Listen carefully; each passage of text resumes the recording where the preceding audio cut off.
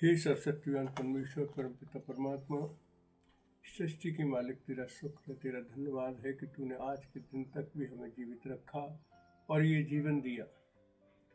तेरा हम लाखों बार धन्यवाद करते हैं प्रभु। आज की रात भी लाखों लोग सो के उठ भी नहीं पाए,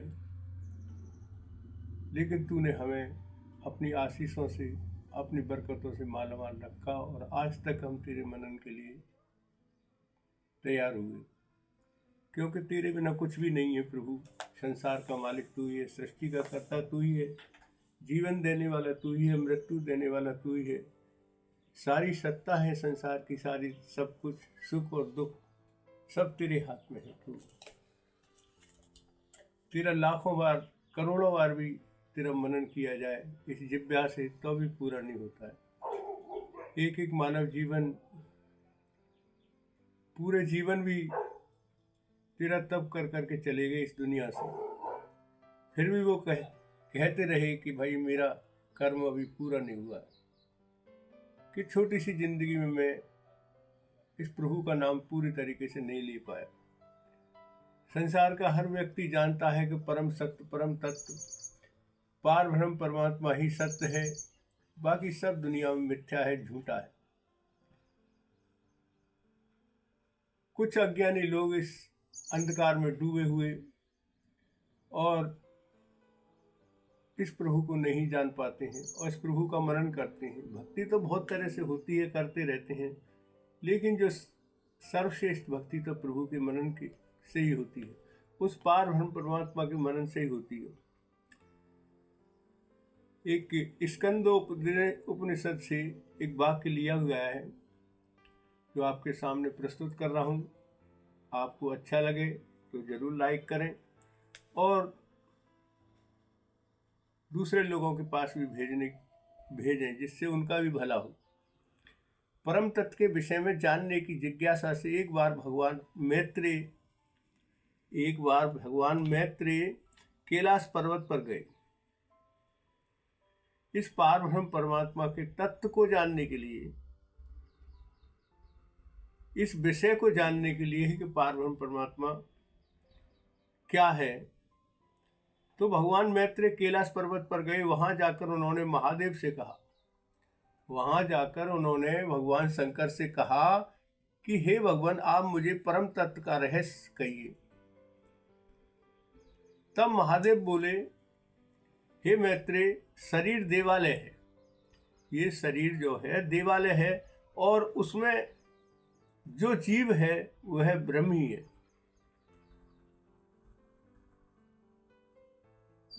तो भगवान शंकर कह रहे हैं ये शरीर जो है देवालय है और इसमें जो जीव रहता है, जिसको हम आत्मा कहते हैं, साधारण भाषा में कहते हैं आत्मा सो परमात्मा। संतों के वचन हैं, तो भगवान शंकर भी कह रहे हैं ये देवालय है और इसमें जीव जो है वो ब्रह्मी है। इसलिए अज्ञान रूप निर्मालय को यानी पुष्प जैसा मानकर छोड़ देना चाहिए। इसको शरीर के अंदर, इस अज्ञान रूप को निर्मात को यानी पुष्प जैसा मानकर छोड़ देना चाहिए और वह शिव ब्रह्म मैं ही हूँ, शिव भी और ब्रह्म भी मैं ही हूँ, इस प्रकार मानकर उसकी पूजा करनी चाहिए। इस पार ब्रह्म परमात्मा का ही ध्यान करना चाहिए, इसकी ही पूजा करनी चाहिए। अभेद का दर्शन ही सच्चा ज्ञान है। अभेद, अगोचर, अजम, अविनाशी के बारे में कह रहे हैं भगवान शंकर, अभेद का दर्शन ही सच्चा ज्ञान है। विषय रहित, विषयों के रहित, विषयों को छोड़कर विषय रहित मनोदिशा ही सच्चा ध्यान है। ध्यान दें, अभेद का दर्शन ही सच्चा ज्ञान है।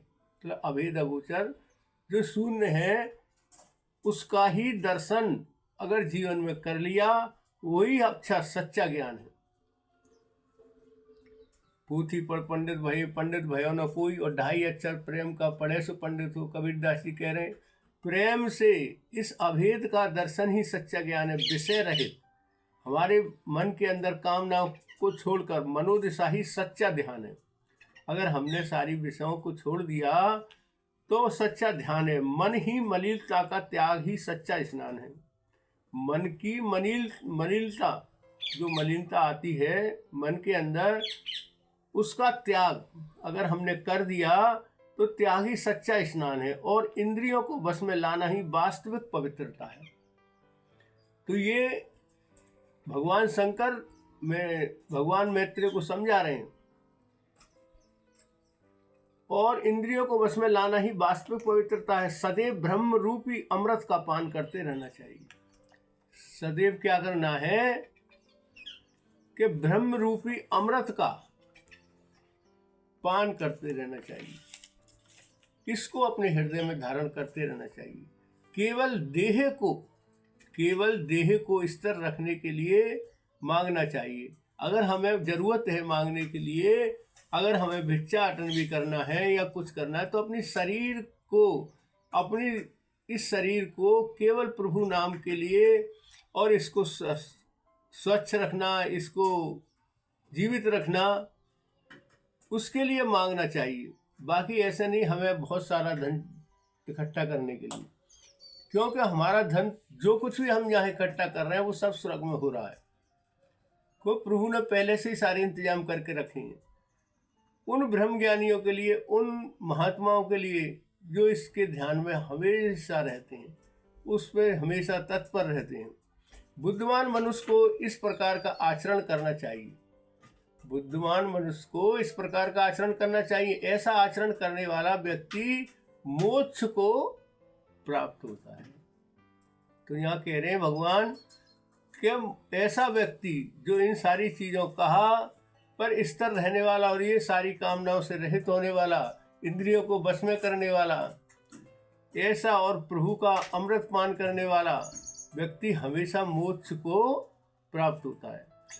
देवादिदेव शिव भगवान मैत्रेय को परम तत्व का रहस्य बताते हुए कहते हैं कि यह चराचर जगत और जीव सब ब्रह्म में ही है। इस संसार में जो कुछ भी हमें अपनी आंखों से देख रहा है, ये चराचर जगत और जीव सब ब्रह्म में है। सभी मुझ में व्याप्त है और मैं समस्त प्राणियों के अंतकरण में वास करता हूँ। सभी मुझ में व्याप्त हैं और मैं भी उनके अंदर अंतकरण में वास करता हूँ। मुझ में और अन्य जीवों में भेद ना करना सच्चा ज्ञान है। इस सृष्टि में अति सूक्ष्म से लेकर जो कुछ भी है, मैं सब में रहता हूँ। जो हम देख भी नहीं पाते इन आंखों से, अति सूक्ष्म से लेकर जो कुछ भी है, मैं सब में रहता हूँ। सब कुछ ईश्वर में है। सब ब्रह्म का ही अवयव है। इसलिए सदैव ब्रह्म रूपी अमृत का पान करते रहने से मनुष्य का जीवन आनंदित ही रहता है। आत्मा को सुख सत्कर्मों में मिलता है। आत्मा को जो सुख मिलता है वो सत्कर्मों में मिलता है। हमें क्या करना चाहिए? हमें आत्मा को खुश करना चाहिए। कभी कभी साधारण बातों में कह देते, अरे मेरी आत्मा दुख गई। आत्मा तो परमात्मा है। जब हमने कोई बुरे कर्म किए हैं तो दूसरा व्यक्ति कह देता है, अरे मेरी आत्मा दुख गई, तूने ऐसा काम किया। तो कहने का भाव है कि आत्मा को सुख सत्कर्मों से मिलता है। लोक और परलोक में आत्मिक सुख शांति सत्कर्मों के ऊपर ही निर्भर है। लोक और परलोक में इस आत्मिक सुख शांति जो होती है हमारे सत्कर्मों, जो हमने अच्छे कर्म किए हैं, सत्कर्म किए हैं, प्रभु के नाम से ही हमने अपना जीवन जिया है। कभी दुख आता है, कभी सुख आता है, हम सोचते रहे बहुत दुख है, हमारे जीवन में बहुत दुख है, हम परमेश्वर ने हमारे लिए क्या ही किया। परमेश्वर मोक्ष का मालिक है। परमेश्वर ने हमें स्वर्ग जाने के लिए तैयार किया है, हमारे उसका नाम लेने के लिए किया है। और वो तो अपने आप ही सब कुछ देता रहता है। जो ज़रूरत होती है मनुष्य की, वो सारी ज़रूरतें स्वयं ही पूरी करता रहता है। लेकिन शर्त यही होती है कि उसके नाम का जाप, उसका ध्यान। एक बहनें जाती हैं गगरी लेके ये पानी भर के लाती हैं, और सर पे मटका भी होता है, दूसरा भी रखा होता है। दो मटकों को लेकर चल रही हैं, और वो मटके को लेकर चलने के बाद में भी ध्यान कहाँ रहता है उनका? अपने परिवार की तरफ, घर की तरफ, कि हमारा पति आ रहा होगा, देर नहीं हो जाए। लेकिन वो मटकों को साध के चलती रहती हैं। ऐसे ही जीवन में हमें चल रहे हैं हम इस जीवन में, और जीवन में चलते चलते हम अनन्य कार्य करते हैं, लेकिन उन कार्यों को करते हुए भी हमारा ध्यान प्रभु में होना चाहिए, उस परमेश्वर में होना चाहिए। अगर उस परमेश्वर में होता है हमारा ध्यान, तो हमारी आत्मा को बहुत शांति मिलती है। ये हमारी आत्मा जो है प्रफुल्लित होती रहती है, खुश होती रहती है। आत्मज्ञान रखने वाले व्यक्ति सदा आनंदमयी स्थिति का रसवादन करते हैं। इसको करने वाला, आत्मज्ञान रखने वाले व्यक्ति हमेशा हमेशा रस स्वादन करते हैं। जीवन को शुद्ध, सरल, स्वाभाविक एवं पुण्य प्रतिष्ठा से भरा हुआ बनाने का राजमार्ग यह है कि हम स्वयं को शरीर भाव से ऊंचा उठाएं और आत्म भाव में जागृत हो जाएं। हम आत्म भाव में जागृत हो जाएं। तो यहाँ महात्मा कह रहे हैं, भगवान शंकर जो हैं सर्वश्रेष्ठ देवादिदेव हैं, उनके मुखारबिंद से भी ऐसे शब्द निकल रहे हैं कि वो पारब्रह्म परमात्मा को मानने से ही जीवन में सुख मिलते हैं। आइए हम इन शब्दों का विचार करें, ध्यान दें।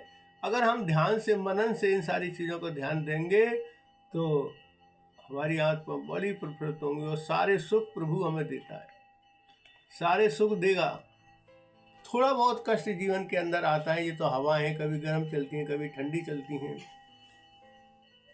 तो इन सारी चीज़ों से हमें घबराना नहीं चाहिए और चलते चलते रहना चाहिए।